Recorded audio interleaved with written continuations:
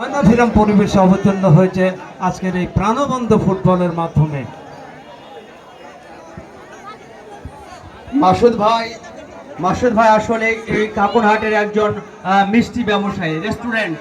তবে এখনো কিন্তু আমাদের এই পৌর প্রশাসককে আমরা এখনো কিন্তু মিষ্টি পান করাতে পারিনি। কি খবর মাসুদ ভাই? আপনার যে পুরস্কার রয়েছিল খেলোয়াড়দেরকে গোল দিতে পারলে 1000 টাকা, রাসেল ভাইয়ের 200 টাকা এবং আসাদুলের 200 টাকা এবং আশিকের 200 টাকা লিস্ট কিন্তু আছে। এই টাকাগুলো কিন্তু এখনো পরিশোধ হয়নি খেলোয়াড়কে। না, আমি 1000 টাকা। ওকে, একজন ব্যবসায়ী মানুষ 4000 না দেবে তো মিষ্টি তো দিতে পারে, মিষ্টি চাই আমরা। মাসুদ ভাই, সজীব সরো